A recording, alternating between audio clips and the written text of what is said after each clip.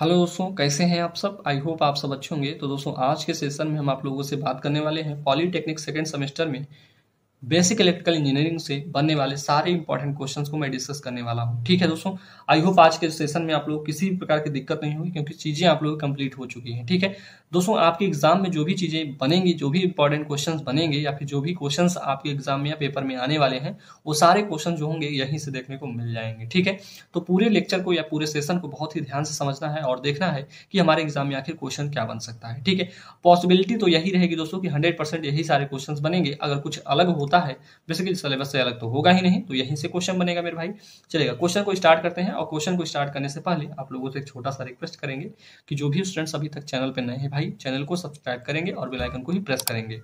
Dear students, एक चीज मैं आप लोगों को बताना चाहूंगा कि आप लोग एक चीज समझिएगा कि मैं आप लोगों को बहुत इजिली वे में चीज़ों को करा रखा हूँ।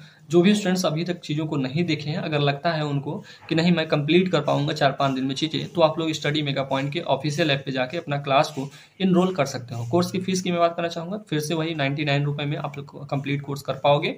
ठीक है, तो ये सारी चीज़ें आप लोग जानते ही होंगे भाई, आई होप, क्योंकि इतने दिनों से आप लोग पढ़ रहे हैं। ठीक है, चलेगा, मैं बात करना चाहूँगा दोस्तों इसकी पीडीएफ कहाँ मिलेगी दोस्तों। तो इसकी पीडीएफ आप लोगों को स्टडी मेगा पॉइंट के ऑफिशियल ऐप पे भी मिल जाएगी, लेकिन टेलीग्राम चैनल पे सारी चीज़ें अपलोड होंगी। ठीक है, टेलीग्राम पे आप लोग टेलीग्राम चैनल का डिस्क्रिप्शन में लिंक मिल जाएगा, तो टेलीग्राम चैनल को ज्वाइन करके ये सारी पीडीएफ को आप लोग डाउनलोड कर लीजिएगा। ठीक है, पीडीएफ बेसिकली वहां से आप लोग जाएंगे तो वहां से आप लोग ओपन कर ही लेंगे टेलीग्राम से, तो वहां से आप लोग जरूर ओपन कर लीजिएगा। ठीक है, चलेगा, स्टार्ट करते हैं क्वेश्चन को। हमारा क्वेश्चन नंबर 1 रहेगा दोस्तों, यहाँ पे लिखिएगा।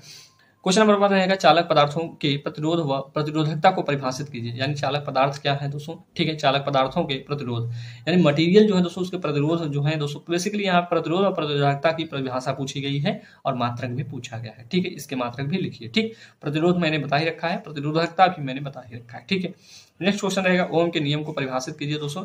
ओम का नियम भी बता रखा है दोस्तों, और इसकी क्या सीमाएं हैं इसको भी लिखना है। ठीक है, तो ये भी आप लोगों के प्रीवियस ईयर के एग्जाम में बना हुआ क्वेश्चन दोनों जो है दोस्तों प्रीवियस ईयर के एग्जाम के क्वेश्चन हैं। ठीक है, इसके बाद मैं बात करना चाहूँ दोस्तों, किरचॉफ के नियम का वर्णन कीजिए एवं किसी सामान्य परिपथ को हल करने की प्रक्रिया बताइए। दोस्तों ये प्रोसेस भी मैंने बता रखा है बेसिक इलेक्ट्रिकल इंजीनियरिंग में। ठीक है, बीडब्ल्यू में तो बताया ही ना भाई, तो दिक्कत तो नहीं होना चाहिए। ये क्वेश्चन अगर बनता है दोस्तों, देखिएगा बेसिक का भी है दोस्तों और अप्लाइड फिजिक्स 2 का भी क्वेश्चन है। ठीक है, तो दोनों जगह पे आप लोगों को ध्यान रख के पढ़ना होगा। ठीक है, चीजें आप लोगों से इसी प्रकार से पूछी जाएंगी। नेक्स्ट क्वेश्चन रहेगा दोस्तों, यहाँ पे देखिएगा सुपरपोजिशन तथा नॉर्टन थ्योरम या प्रमेय को लिखिए और इनकी व्याख्या कीजिए। इजिली वे में मैंने हर एक चीज को करा रखा है। इसके बाद एक क्वेश्चन बन सकता है दोस्तों, मैक्सिमम पावर ट्रांसफर थ्योरम को संक्षेप में वर्णन कीजिए। ठीक है, समझाइए।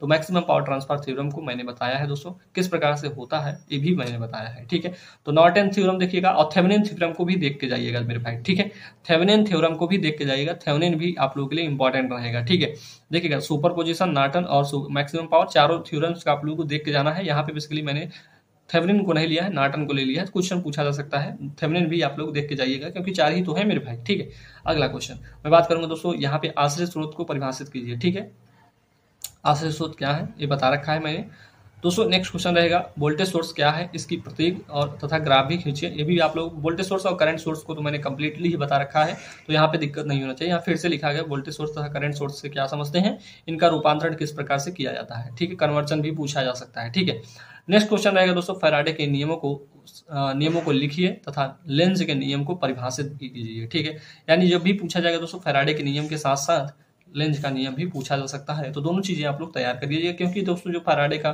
सेकंड लॉ है यही लेंज का नियम भी बोला जाता है। ठीक है, अगली बात है दोस्तों, कैपेसिटर में चार्जिंग या डिस्चार्जिंग तथा धारा वृद्धि का वर्णन वक्र सहित कीजिएगा। ठीक है, तो इसको भी कर लीजिएगा, क्योंकि कैपेसिटर वाला जो केस है दोस्तों मैंने फिजिक्स में भी करा रखा है। ठीक है, तो फिजिक्स में भी आप लोग इसको पढ़ के देख सकते हो दोस्तों, कोई दिक्कत नहीं होना चाहिए। ठीक है, क्वेश्चन नंबर 11 पे चलना चाहेंगे। यहाँ पे लिखा है सेल्फ इंडक्टेंस तथा म्यूचुअल इंडक्टेंस को परिभाषित कीजिए तथा ईएमएफ इक्वेशन भी लिखिए।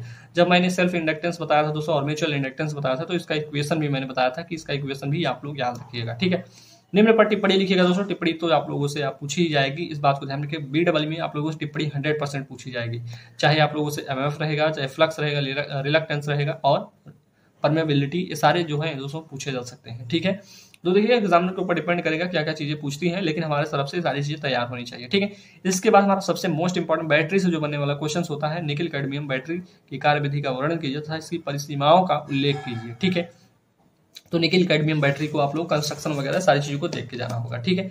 इसके बाद बात करना चाहूँगा दोस्तों लेड एसिड बैटरी की संरचना। देखिए दोस्तों यहाँ पे आप लोग अपक्रिया यानी रिएक्शंस को भी पता होना चाहिए, ठीक है, रिएक्शन भी पता होना चाहिए, तभी जाके मजा आने वाला होगा, ठीक है। तो रिएक्शन भी मैंने आप लोग करा रखा है, तो हर एक चीज़ आप लोग जब हुई है तो आप लोगों को ये सारी चीज़ें पढ़ के जाने में कोई दिक्कत नहीं होना चाहिए, ठीक है। मैं बात करना चाहूँगा दोस्तों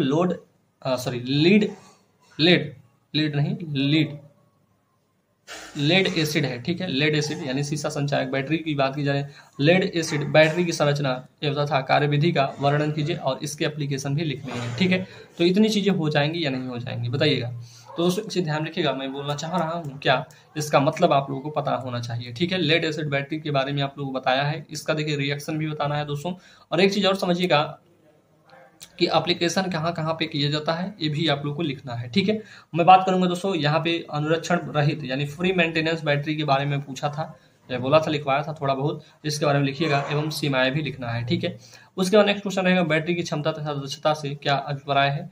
एक सीसा संचायक अम्ल में चार्जिंग तथा डिस्चार्जिंग में होने वाले रासायनिक प्रतिक्रियाओं को लिखिए, यानी रिएक्शन को भी लिखना है। कोई हमारा कौन सी बैटरी रहेगी, वही लेड एसिड बैटरी रहेगी, उसका ही हमें रिएक्शन लिखना है, ठीक है। इसके बाद रहेगा दोस्तों निकिल आयरन तथा निकिल कैडमियम बैटरियों का वर्णन कीजिए तथा इसके लक्षण व उपयोग लिखिए, ठीक। नेक्स्ट क्वेश्चन रहेगा दोस्तों एसी तथा डीसी में अंतर स्पष्ट कीजिए, यानी एसी और डीसी में प्रीवियस ईयर के एग्जाम के क्वेश्चन है भाई, इसमें बहुत सारे क्वेश्चन तो प्रीवियस ईयर के ही मिल जाएंगे, ठीक है। उसके बाद मैं बात करना चाहूंगा नेक्स्ट क्वेश्चन रहेगा प्योरली इंडक्टिव तथा प्योरली कैपेसिटिव सर्किट का सर्किट डायग्राम या प्योरली कैपेसिटिव का circuit diagram, phasor diagram, wave form, ये सारी चीजें खींचने को आ सकती हैं दोस्तों। तीनों मैंने बोला था आप लोगों को, प्योरली इंडक्टिव, प्योरली कैपेसिटिव और प्योरली रेजिस्टिव सर्किट को भी आप लोगों को, तीनों सर्किट को आप लोग बना के जाना है। सर्किट को बना लीजिएगा, इसका जो है वेव फॉर्म तो मैंने पहले ही बता रखा था, ठीक है, तो इसको भी कर सकते हैं। यहाँ पे क्वेश्चन रहेगा किसी प्रत्यावर्ती तरंग का वोल्टेज समीकरण तथा करंट समीकरण लिखिए, ठीक है, ये भी तो आप लोग बताया है, तो वेव फॉर्म भी खींचिएगा, ठीक है। वेव फॉर्म सिंपल है दोस्तों, साइनसोइडल वेव खींच दिएगा, हो गया काम मेरा। 25 क्वेश्चन रहेगा दोस्तों। और एक चीज आप लोगों से मैं बोलना चाहूंगा दोस्तों, अगर वीडियो अच्छा लग रहा है तो वीडियो को लाइक करिएगा और चैनल पे नए हैं तो चैनल को सब्सक्राइब तो आप लोग जरूर करेंगे, ठीक है, क्योंकि अगले वाले सेमेस्टर में भी काम आएगा दोस्तों ये सारी चीजें, ठीक है। ये सारी चीजें नहीं, आगे मैं चल के काम आऊंगा, ठीक है। कैसे चीजें, जब फिर से आप लोगों की चीजें स्टार्ट होंगी तो फिर से मुझे पढ़ाना पड़ेगा और फिर से आप लोगों को चीजों को एग्जाम में लिख के आना होगा, और ऐसे ही हम आप लोगों को इलेक्ट्रिकल इंजीनियरिंग की पूरी डिग्री दिला देंगे, ठीक है। चलेगा, आइए दोस्तों देखते हैं नेक्स्ट क्वेश्चन। नेक्स्ट क्वेश्चन में रहेगा दोस्तों निम्न पर टिप्पणी लिखिए। कोई 5 इसमें करना है दोस्तों, जैसे रहेगा फ्रीक्वेंसी रहेगा, टाइम पीरियड रहेगा, एम्पलीट्यूड रहेगा, एवरेज वैल्यू रहेगा, आरएमएस वैल्यू रहेगा, फॉर्म फैक्टर और पीक फैक्टर, ये सारी चीजें आप लोगों से पूछी जा सकती है। जब भी पूछा जाएगा दोस्तों form factor and peak factor दोनों साथ में ही पूछा जाएगा, तो दोनों को लिख के आइएगा एग्जाम में। ये दोस्तों बेसिकली ये वाला क्वेश्चन जो है आप लोगों को प्रीवियस ईयर के एग्जाम में बना हुआ क्वेश्चन है, ठीक है। इसके बाद बात करना चाहूंगा दोस्तों इंडक्टिव तथा कैपेसिटिव रिएक्टेंस को समझाइए, फार्मूला भी लिखना है दोस्तों, ये भी मैंने बता रखा है, ठीक है।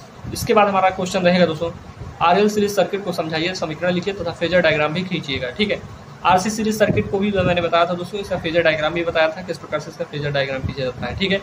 इसके बाद आप लोग ध्यान रखना आरएल से सीरीज सर्किट का फेजर डायग्राम पूरा कंप्लीट इसको डेरिवेशन करना है तथा इसका अनुनाद की स्थिति में इस पर हमारा अनुनाद की स्थिति यानी रेजोनेंस की स्थिति को भी समझाना है, ठीक है, आरएलसी सर्किट के लिए।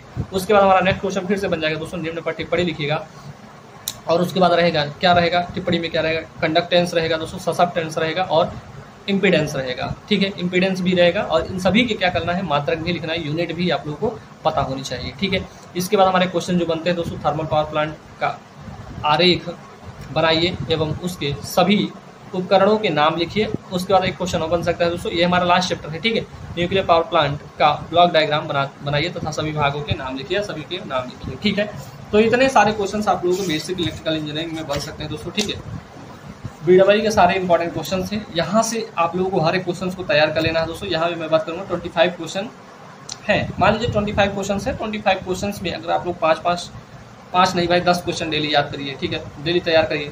10 क्वेश्चन डेली तैयार करते हैं तो 3 दिन में तो सारी चीज़ें कंप्लीट हो जा रही हैं। तो 10 दिन, 3-4 दिन तो बहुत होता है इलेक्ट्रिकल इंजीनियरिंग, इलेक्ट्रिकल के अगर पास आउट होना है आप लोगों को, पास करना है केवल, तो 3 दिन आप लोगों के बहुत है। और 3 दिन में अगर मैं आप लोगों को बोलना चाहूँ दोस्तों, जो भी स्टूडेंट्स कोर्स को भी ज्वाइन करने के लिए सोच रहे हैं, फिलहाल कोर्स तो जिस दिन एग्जाम होता है उस दिन तक भी स्टूडेंट ज्वाइन करते हैं, तो उसके लिए कोई बात नहीं है। लेकिन आप लोगों को मैं बताना चाहूँगा, जो भी स्टूडेंट्स कोर्स ज्वाइन करना चाहते हैं, कोर्स को ज्वाइन करके आप लोग फास्ट मोड में चीज़ों को क्लियर कर सकते हो, ठीक है। आप लोगों के पास अभी 4 दिन का टाइम बचा हुआ है, तो फास्ट मोड में चीज़ें हो सकती हैं, ऐसा बहुत बड़ी बात नहीं है, ठीक है। तो तो चीज़ें आप लोग कंप्लीट कर लीजिएगा। आप लोगों के लिए एग्जाम में ये सारी चीज़ें देखने को मिल जाएंगी। फिर आप लोग आइएगा तो इसका फीडबैक जरूर दीजिएगा मेरे भाई, ठीक है। फीडबैक आप लोगों का मुझे बहुत ही मतलब कि आगे मतलब आगे कहने का मतलब ये है दोस्तों कि आप लोगों के जो आगे मतलब आने वाले स्टूडेंट्स होंगे उनके लिए भी अच्छा किया जा सके, ठीक है। तो इन चीज़ों को ध्यान रखिएगा, चीज़ें आप लोग क्लियर हो दोस्तों, मैं इसी की कामना करूंगा और आपका सेमेस्टर अच्छे से क्लियर हो, ये मैं आप लोगों को 100% कह सकता हूँ, ठीक है। आप लोगों का सेमेस्टर अगर इतनी चीज़ें पढ़ लेते हैं तो सेमेस्टर तो हमारा अच्छे से क्लियर ही होगा। इसके लिए आप लोग किसी प्रकार की हेजिटेशन नहीं होना चाहिए, ठीक है। तो चलिएगा दोस्तों, आज के लिए इतना ही रखा जाए, और वीडियो अच्छा लगा हो तो वीडियो को लाइक करिएगा, और चैनल पे नए हैं तो चैनल को सब्सक्राइब जरूर करेंगे, इतनी भी आशा मैं कर सकता हूँ, ठीक है।